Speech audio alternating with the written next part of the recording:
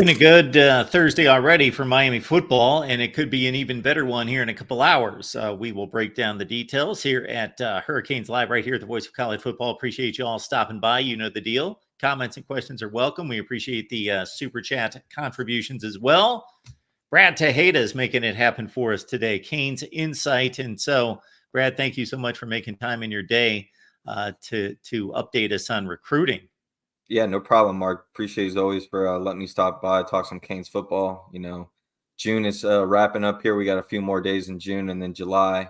The staff is, on vacation right now, but I'm sure Mario and the staff is always working behind the scenes. So, like you said, we may have some good news here in the next few hours, but we'll be talking about a lot of guys here shortly. So in terms of what we know, it's interior offensive lineman Max Buchanan, definitely a strong prospect in state, and it's nice to pull him away from Florida State. I also saw Penn State on his list of offers and who he was considering. So the offensive line continues to be a strong spot. Yeah, I mean, come on now. We got Mario Cristobal, Alex Mirabal, and you even got, Coach Ed Pat as well. Shout out to him. He's been doing a lot behind the scenes to really get a lot of these guys on board and just feel the love from the staff, the consistency from pretty much the whole complete staff from top to bottom. Really do a good job at really building these relationships with these young men and being consistent throughout the process. And Max Buchanan's one of those guys that he actually started being recruited by Miami, I think late October last football season. You mentioned, getting him from Florida State. Florida State, I believe, was the most visited school for Max Buchanan. I believe he was on that campus almost 10 times, which was definitely a record out of all the schools that he's visited throughout his recruiting process. So to get a 6'4.5", 275, 280 offensive lineman that, we're recruiting him at the guard center position, more like a guard. But when you turn on his film, this young man has played center, guard, and of course tackle, which is what he's going to be majority playing not only this year, but his last years of film. But this guy, as soon as he puts his hands on you, it's pretty much a wrap. When you look at these offensive line targets, the guys that are 6'6", 6'7", they're a lot leaner, and they're kind of just using their length and just how tall they are and maybe just the quick feet to really get the job done. And if they're not that, they're very undersized, but, they know how to use their leverage. But Max is a little bit of both. Max is a guy that he can get big if he needs to. He also knows how to use his leverage, got very great, good technique. And like I said, his hands is lethal. And he's very patient when the pass rush comes at him. And like I said, he's very versatile, can play tackle, guard, and center if needed. Very similar to how, we've seen Jalen Rivers throughout his career at the University of Miami. So Max Buchanan was a huge pickup for Miami. I really love the young man. His dad played college football. His mom played college softball. So, from an athleticism standpoint, it's definitely there. He's been playing the game since the age of 5. And the biggest thing about him, he loves the hard work and everything that goes in, which is being a football player behind the scenes, right? You talk about the work ethic of guys like Xavier Restrepo and Ray Joseph and Ruben Bain. Max Buchanan has that type of work ethic, and he just checks all the boxes. So you being able to pair Max Buchanan with, Campbell and Wilkerson on the outside, you got Mew as well. And then, of course, you got one spot left. And, of course, SJ from Bishop Gorman fits perfect in that center spot, one of the top offensive linemen in the nation. I think Miami is in a very good spot with SJ, and that could be, your potential 5 guys in the O-line class. So I like where we're heading there. Thanks for being here, everyone, at the Voice of College Football. Bit of a impromptu recruiting update. So we appreciate Brad making contact with us. And I had touched base with Brad earlier this week, so we could make it happen here on a Thursday and in a good time to do it with a commit just in and one hopefully on the way in the next, we're looking at about 4 hours from now. Yeah, around 7 o'clock, Chris Ewald, right here in our backyard, obviously in the Miami area. He'll be making a decision between Miami and Georgia. He just took his last official visit was to Georgia, I believe. And this is a young man that Miami's been recruiting for a very long time. This is a guy that's lining up for the last 3 or 4 years against the JoJo Traders, against the Jeremiah Smiths. So he definitely knows what it takes to to line up against the best of the best. I like where Miami stands right now. I know, the Georgia boards and the Georgia side feel very comfortable as well. This could be, similar to like that Jonel Aguero situation a couple cycles ago, where it was really a back and forth thing to the end. But I think Miami will probably get it done tonight. I wouldn't be surprised if the Canes end up getting it.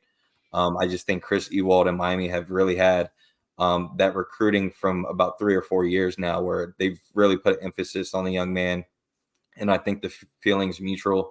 And I think when you look at the secondary board and what we have currently and what we're potentially trying to get, you got guys like Drake Hilton Stubbs, Ben Hanks, Bryce Fitzgerald, and then, of course, Jabari Antoine, who was once an LSU commit, recently decommitted. And it seems like Miami and Florida State are the top 2 schools to watch out for. And again, that's a young man that Miami's prioritized from beginning to end at the top of their board, even though he's been committed to LSU. So you got a lot of guys in the mix. So this is going to be one of those opportunities where if you really feel like you want to stay home and be a Miami Hurricane, you better lock in your spot now, because we have a lot of other guys that are possibly wanting that opportunity. You got someone at Miami Central like Amari Wallace that we just grabbed over the last 2 weeks to go along with Timothy Merritt, and along with the list of names I just mentioned. So that secondary can get very uncomfortable as far as how many numbers you got very quickly if these guys don't make the right decision to go to Miami.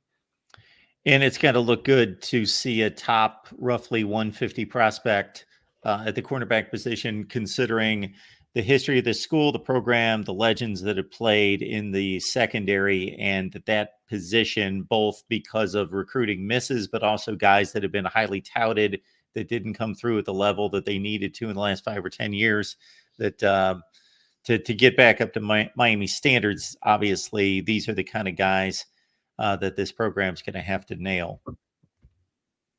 Yeah, there's a few guys that Miami's just, unfortunately, we're going to have to play some football in order to really get a decision made by some of these guys. Miami's not at that point in certain position groups, like the wide receiver room, for instance, where you can really try to get some of these big targets that you're going after to really just shut it down, or at least make a commitment to Miami. I think Miami is one of those schools that they understand the process and the timing of things, where they don't necessarily need to take an early commitment right away and in a sense, in quotes, waste the bag, and then that young man go to another program. So I think a lot of these other commitments, even though some of these targets are already going and committed to other programs, for instance, Tyler Williams recently committing to Georgia, and then you also had Moore as well committing to Florida. The Moore one, the young man from West Broward, is a kid that I know Coach Kevin Beard and the staff really liked. And I believe his father, is in the same area that my pops, once coached Pop Warner over there in Richmond Heights. And I know they show a lot of love to Miami. So this could be just one of those processes that, they're kind of just going through the process. I think Joshua Moore is a name that I believe Miami will continue to recruit. And it's going to be very similar to the Aldarius Hayes recruitment situation last cycle, where he committed early to Florida, but Miami continued to chop wood. And in a result of flipping him and going to Miami, I would watch out for Josh Moore from beginning to end of this process, even though he recently committed to Florida. But like I mentioned, some of these position groups that we're going after, unfortunately, you're going to have to get it done on the football field and produce for those guys to really buy in, similar to how we did last cycle with the defensive end group. Having a guy like Ruben Bain really show what he could do as a freshman. You were able to get not only guys from the transfer portal, but some of the top guys like Justin Scott, Marquise Lightfoot, McConaughey, Booker Pickett, Elias Rudolph. The list goes on and on, even Artavius Jones. Having all those guys being able to buy in is because they were able to see a guy like Ruben Bain be able to make an impact right away as a freshman. Some of these wide receivers are going to want to see that as well. And, of course, we got the 3 guys that are averaging, I believe, 800 yards or more coming back with Cam Ward. So you expect them to produce. So that should be one of those things that you're going to have to just wait till the end on wide receivers. Mr. HD here wants a little bit more on Ewald. So it sounds like you're feeling pretty good about the lean there. Yeah, with Chris Ewald, like I mentioned earlier, it's obviously Georgia, Miami. I think Georgia's probably doing everything they can to get that commitment right now. And like I said before, we have so many targets that we're going after in the secondary, to where if you're really wanting to buy into this program, you're going to have to lock in a spot when. So I believe Chris Ewald will probably choose the Miami Hurricanes tonight. Wouldn't be surprised if Georgia gets it. Like I said, it's similar to the Janelle Aguero situation a couple cycles ago. But I like Miami where they stand right now, Chris Ewald. So we also have a quarterback commit for 2026. So even though 2025 is the focus, 26 is starting to pick up some commits as well. Yeah, with quarterbacks, that's, one of those only positions in recruiting where that future year, even though we're still talking about the 2025 class, the 2026 class, if you want to be a premier program, especially in recruiting, you got to lock down one of those top guys on the board and quarterback right away. And some of these targets, are going off the board quickly. But Darion Coleman from Orlando Jones, again, the Orlando area seems like one of those areas Miami's just starting to pick apart and really get who they want lately. And I think Darion Coleman, he'll be making a decision in the next week or two. I like Miami stands with him. He's about 5'10", 5'11". The biggest thing with him is as soon as you watch his film or people that I know personally that have seen him in person, just the way his ball comes off the hand, man, the flick of the wrist, he can really throw a football and make it look easily. He's got a lot of similarities to Cam Ward, in my opinion. So I really like where the recruiting process is starting to go with some of the targets that Coach Dawson is looking at quarterback. And Darion Coleman's one of those guys where, even though he may look like a quiet guy, he's a guy that, has some bark to him. He has no problem, going out on the field and proving not only, with his arm talent that he's the best, but he has no problem, speaking up and really showing and telling people that, hey, I can beat the best of the best. And you got to like that in a kid. You don't always want a quiet guy. You want a guy that has some bite to him, in my opinion. So I like Darion Coleman, and I think he'll probably choose the Miami Hurricanes. Brad, do you see any match with the quarterback targets, Coleman in particular, and what style of offense that Mario Cristobal wants to run? Yeah, in a sense, I do. I mean, obviously, Luke Nickel and Darion Coleman, you talk about your back-to-back quarterback potential class, for 25 and 26. They're a little bit different, right? But I think at the end of the day, Shannon Dawson's going to want to stretch the field and throw the football, especially with a lot of the wide receivers that are young on this football team, like Nikar, like JoJo Trader, like Robbie Washington, like Ray, and even Isaiah Horton. He's still got at least 2 more years, in my opinion. These guys like to stretch the football down the football field. And I think you're going to want guys and quarterbacks in particular that can throw the deep ball. And I think Darion Coleman is one of those guys that could definitely do that. Appreciate you all stopping by here at the Voice of College Football. Brad Tejadas here to break down Miami recruiting. And we're off to a good start here for the first 15 minutes. We got Brad for another 30 or so. So leave those comments and questions here as we make our way toward 2024. We are just about 65 days, 70 days, something like that from football on the field. So at the Swamp against the Florida Gators. Yeah, absolutely. And, to continue to talk a little bit of recruiting, there is a young man that we are targeting that will be making a commitment on July 18th.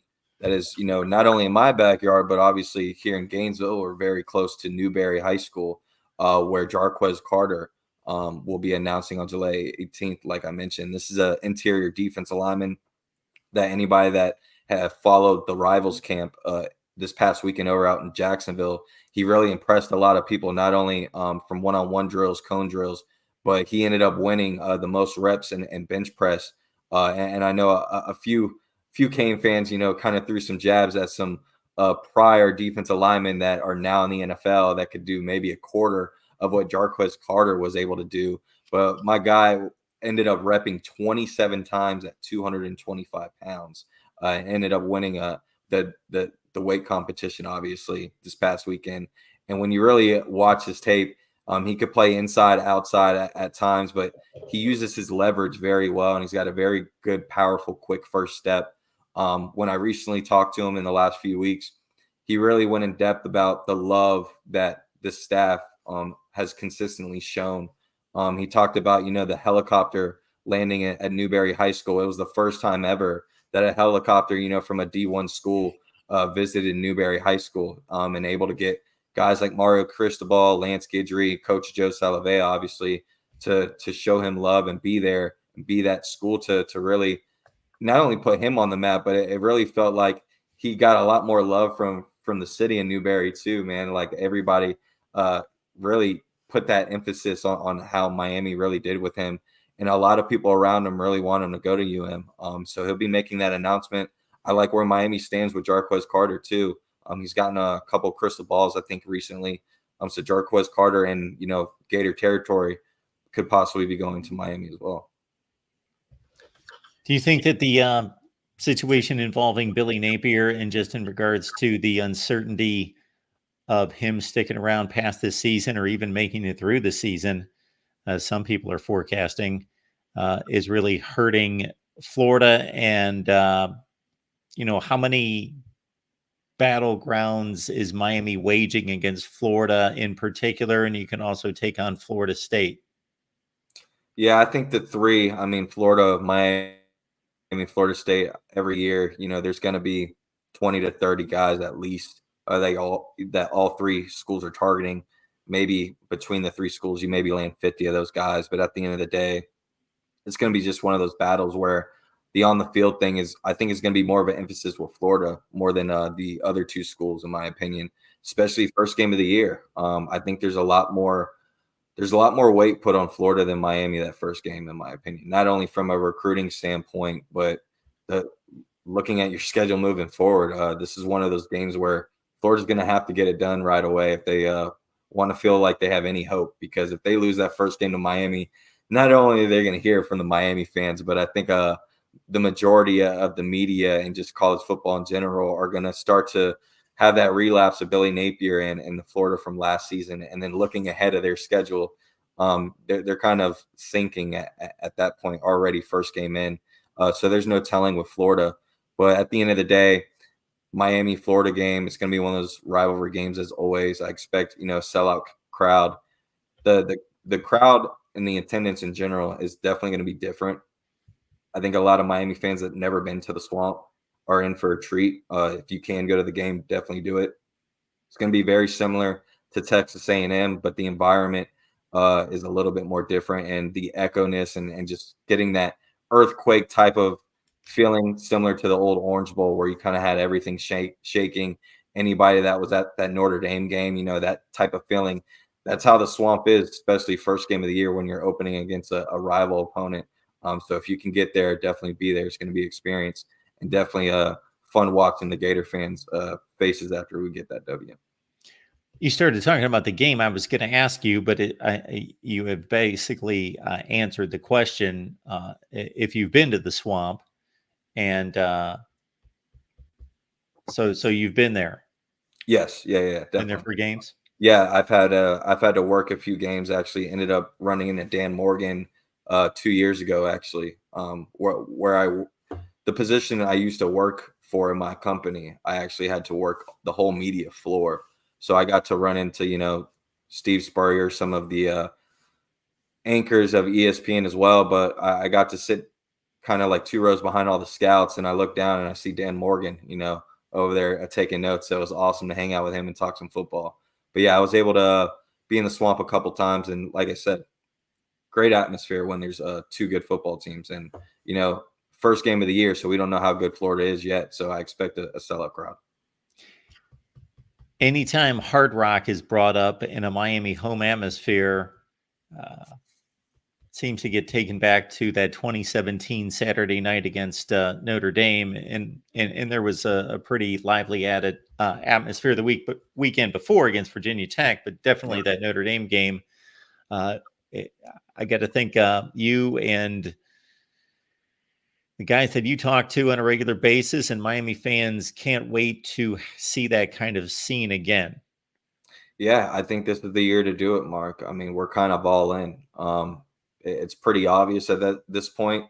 Whether it's Josh Pate or any ESPN, ACC, SEC, even the video game. Video game came out today and said Miami was a top 10 offense in the country, right? So everyone is all in on Mario and the team that he's quickly built this offseason with Cam Ward, Damian Martinez, adding Sam Brown with already Xavier Strepo, Jacoby George, bringing in the young guys like Josiah Trader, Nikar, and then of course you got Ray Joseph. You got a now healthy Elijah Arroyo and a lethal weapon in Elijah Lofton, who's an incoming freshman that's going to be used in so many different ways. I expect him to have an impact similar to how Ruben Bain did on the defensive side of the ball last year, to be quite honest with you. I think Elijah Lofton's going to be a household name very quickly. And then, of course, you got the offensive line that Mario, Mirabal, Coach Pata, I mean, all these guys behind the scenes, they just get the job done, man. And the roster from top to bottom, from a physical standpoint, height and weight standpoint, talent standpoint, it's night and day from 3-4 years ago. But this is year 3. Anybody that's a Florida State fan out there, they can tell you how important year 3 is. Look at Coach Mike Norvell and what he's been able to do at Florida State. It was year 3 that really turned his career around. And I think Mario is at year 3 right now, and I expect everything's on the table. We got a pretty easy schedule. You got a pretty loaded roster. You get a very quick test week 1 against Florida at the Swamp. Got to get it done this year. And I think this team's got to have 10 wins or more. And we got to be one of those teams that at least are in the ACC, win the ACC, and possibly be a playoff team. My mind's going a couple different directions in regards to this coaching staff and the work that they're doing on the recruiting trail. Just based on your recollection, how many of these guys have worked with Mario Cristobal and have some level of experience with him from the past?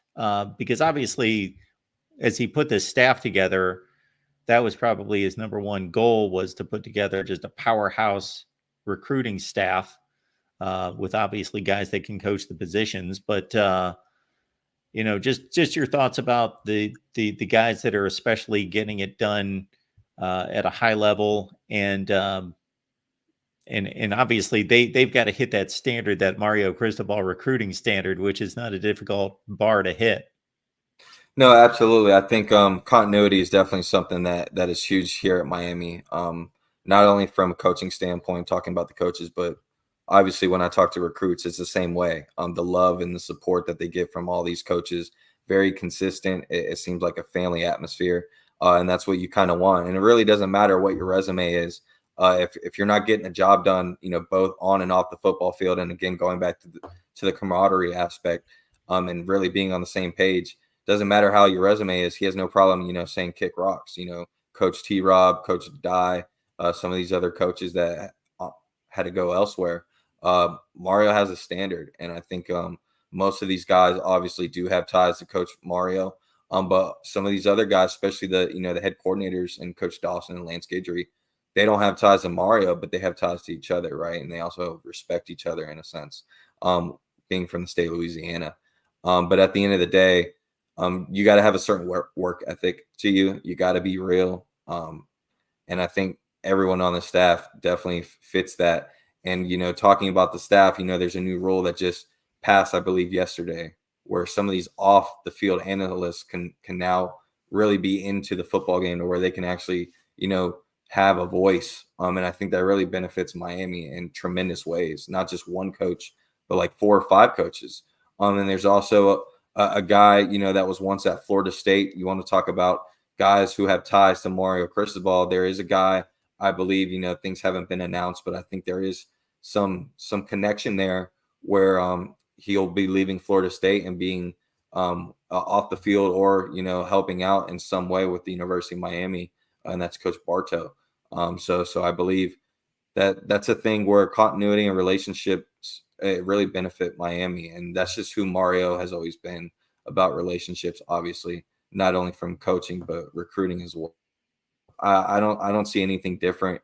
Everything's going to benefit Miami, in my opinion, just how it did with the NIL situation. But we'll see what happens. I think at the end of the day, year 3, this is the year to get it done. We gotta start doing some stuff on the football field. Everything else will work itself out. Regardless of what the numbers tell us, both on the scoreboard and in regards to the yardage totals, the metrics, and so forth, and so on, just to continue on this coaching note, between Guidry and Dawson, Did you see good things out of them, regardless of the way maybe the players executed? But were you pleased with what you saw out of those two guys? And do you think that they gave a good showing in the first year, and that Mario's on the same page with those guys? Absolutely. Both of those guys understand on how to adapt. They're both not shy of shying away from just one aspect of the game of what they bring to the table. They understand the diversity of building around the quarterback's strengths. Same thing with the defensive line. And now you got a lot more toys in your garage to play with. And I think for Lance Guidry, first and foremost, I mean, he's the guy that's really never changed. And, from a defense standpoint, you really want that. Just from a mentality standpoint, I'm talking about. Very similar to how Manny Diaz kind of ran things that second year as a defensive coordinator at Miami, where it was really just attack the ball. But with Manny, a lot of his blitzes were pretty obvious. Where with Lance Guidry, he can really scheme a lot of things up, especially if he's got certain guys he could put in position to really just benefit and hide them in a sense, right? And that's why you're looking at our current defensive roster, and we got so many guys that can be moving parts in different situations, right? You got Akeem Mesidor and Ruben Payne that can play on the outside or the inside, right? You have a guy in Elijah Austin from Marshall that really you can just put in to do what he does best and attack the quarterback in passing situations. Then you have a guy in Marley Cook who's a little bit undersized, but can really benefit from the rush and the pass and use them in leverage in certain situations. Then you got other guys like Tyler Barron that can play on the run or on the pass situations, but doesn't necessarily have to have the amount of snaps or be relied on like he was at Tennessee last year. So all the moving parts that Mario has, that's why he's able to benefit from it from a recruiting aspect, because he's already showing it on the football field. That's why you're able to land a Cole McConaughey, that could play outside or inside. That's why you're able to land, Artavius Jones, who's just a bruiser inside. That as soon as he shows up on campus, which he's already done, I mean, that's a guy that's already a D1 ready built type of guy. Then you got, the Justin Scotts of the world where the upside is just through the roof. So I just really like where the defensive line in general is going. And then, of course, the linebacker group, man, Coach D. Nick, man, like he is one of the most underrated coaches, not only on this program, but in the nation. What he's been able to do and transform from a physicality standpoint, on the field standpoint, development, recruiting. I mean, the guy has checked off every single box you want as a coach in college football. And he deserved the raise and the promotion that he got from Miami just last year. And not only what he's been able to do with the guys we currently have on the team, but the guys that we're bringing in. We're loading up at linebacker. I mean, getting a guy like Ezekiel Marcellin and in your backyard from Miami Central, who started all 3 years at linebacker at Miami Central. I mean, Miami Central is one of those programs where you hear their name and you know it all around the nation. And for a young man like him to start every single game, every single year he's been there, goes to show a lot. And then you turn on his tape and the dude's a tackling machine, goes everywhere with the football. Really love that guy. And then, of course, you were able to lock down and keep Elijah Melendez, where when you turn on his film, you wouldn't believe that the guy's only played linebacker for a year and a half. He started playing running back, then transformed into a linebacker. And then you go on his Instagram and you think he's a WWE wrestler. So that guy, you pair those two with a possible Gavin Nix out of IMG, and then you already got guys like Cam Pruitt, and Popo, and Bobby. Man, D-Nick's that guy. And of course, Lance Guidry and Chevis Jackson. Chevis Jackson is going to implant his name this class with, again, the secondary guys that I was talking about earlier in the show. You got so many names and so many big-time targets, not only locally, but in the state of Florida, that Chevis Jackson is going to get a crack at. And I think he's going to land a few of those guys. So a lot of people are going to, start to give respect to Chevis Jackson this cycle as well. But, you just got a good camaraderie, guys. And I didn't even name a Hall of Fame coach in Jason Taylor. I know he's a Gator, everyone, but we're going to wish George happy birthday. I see there in the chat that George, we're not going to mention his age, but I guess he did. It's in there. It's in the chat. But George has been joining us forever here at the Voice of College Football. So welcome, George. We appreciate you being here. And certainly want to let everyone know where to Brad and Kane's insight and what's going on there. And in the meantime, I'm going to give you folks a minute or two as Brad is letting us know and keeping us updated on what's going on at Kane's Insight to ask a question or two. So leave those questions there in the chat. But what's going on at Kane's Insight? Yeah, I appreciate that, man. As always, Kane's Insight, we're the one-stop shop for pretty much everything. One of the targets that Kane's Insight was one of the first to mention over a month ago was Herbert III Scroogins out of Savannah, Georgia. This is a defensive lineman out of Savannah, Georgia, who's got an 82-inch wingspan.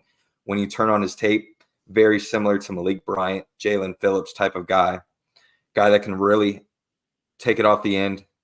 He knows how to use his leverage. His bend is phenomenal. He's a guy that knows how to use his leverage.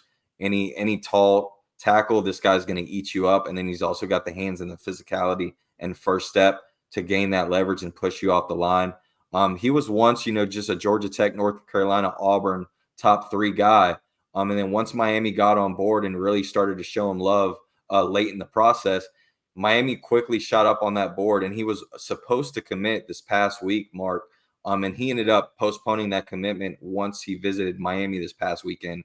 And Miami seems to be the school in the driver's seat. And, of course, Kane's Insight was one of the first platforms to throw out that name very early in the process. So Kane's Insight, that's really what we do. We like to get fans on board early with guys, not only targets that we're going after, but just locally in the community as well. But not just Kane's Insight, Mark. Here, July 22nd, less than a month away, I'll be premiering a new podcast with me and my co-host, Big Homie. It's called Category 6 Sports. So if you're a Miami Hurricane fan or just a South Florida sports fan, we're not only going to be talking about Miami Hurricane stuff, but that will be the most of it. We'll definitely talk about, some of the current events of sports as well. But my co-host, Big Homie, is a huge character on social media, especially on Twitter. He's got some outlandish takes.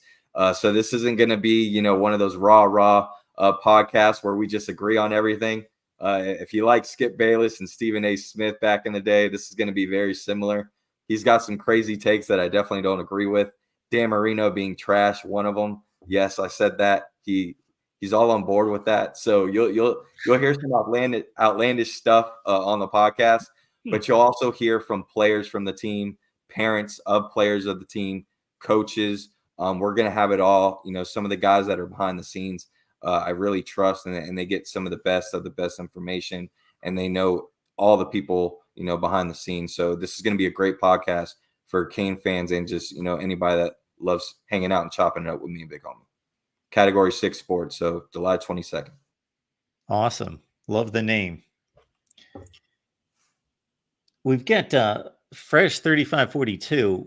He has made about 4 comments, and he obviously wants a big D tackle in the middle. And it sounds like he's concerned that Miami's not going to have enough from this recruiting class.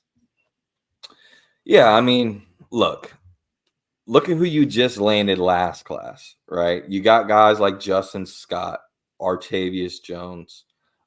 Those two just alone, those are 2 guys that could possibly have some playing time this year, but that's no guarantee because you're just loaded on the D-line group. Like I mentioned before, Mesidor and Bain is definitely going to get some snaps at D-tackle at times when you want to just have a crazy starting 4 lineup, if you want to have maybe Alston and Barron on the other side.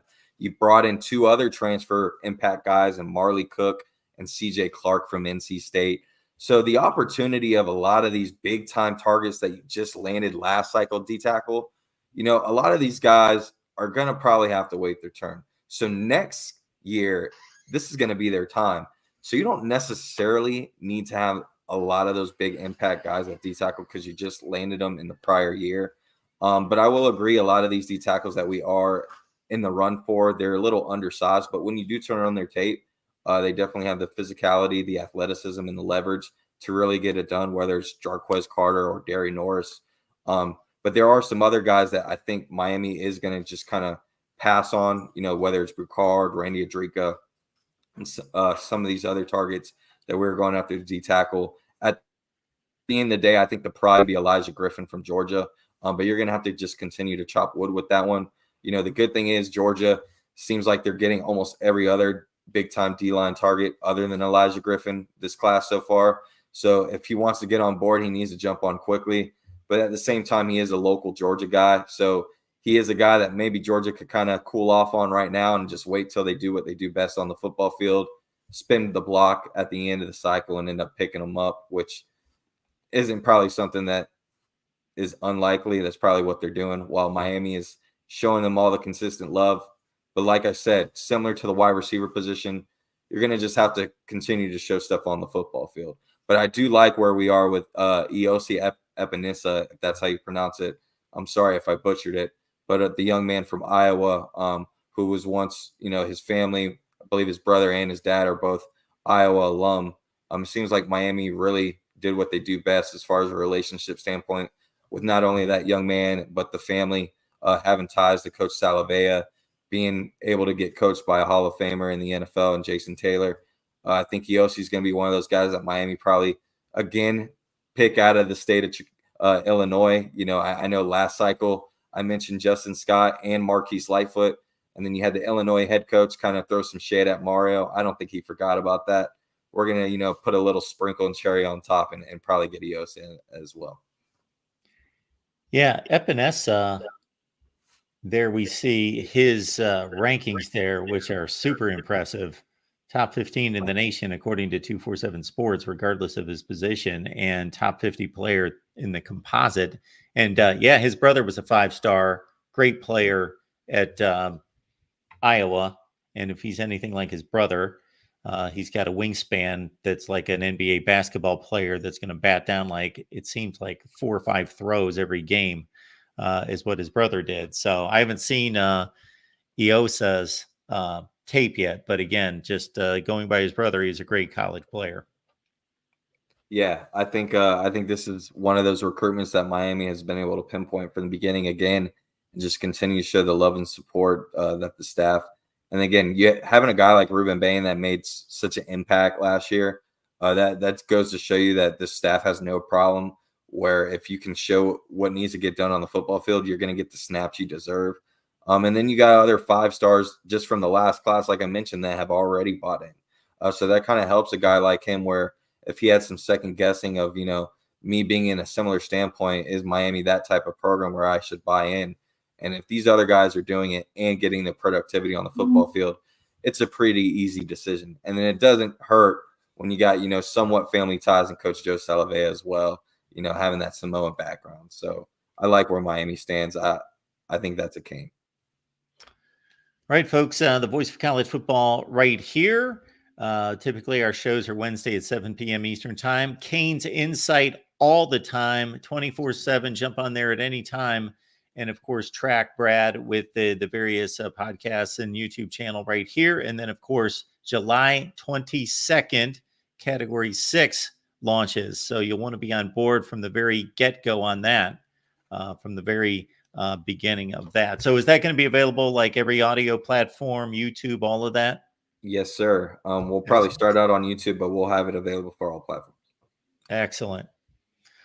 All right, Brad, I think that should do it for today. And again, Brad was kind enough to jump on here with us to do a special recruiting update. Just there's so much going on every day. And of course, with hopefully for Miami fans, another commit coming in here in about 3 hours. And with Buchanan's committing today, a good time to catch Brad and get an update. So, Brad, we appreciate you as always, sir.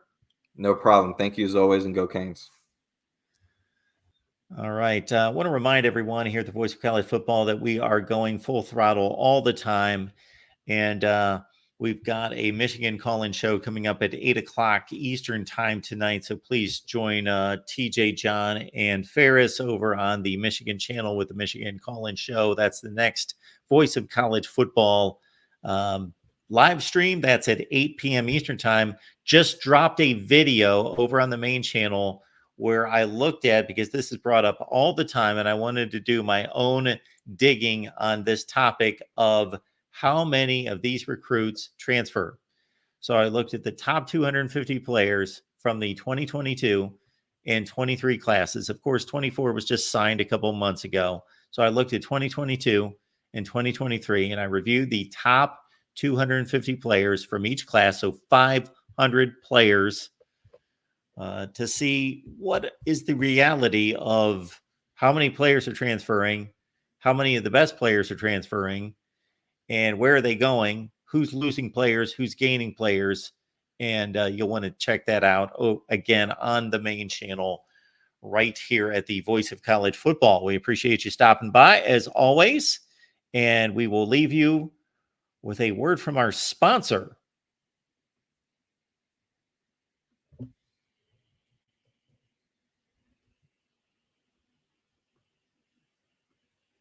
Love what I do as a sports commentator. I have definitely been blessed. I enjoy my career. But I got to say, if I could turn back time, I would learn the business side of sports management, how to manage people, how to manage projects, how to manage situations.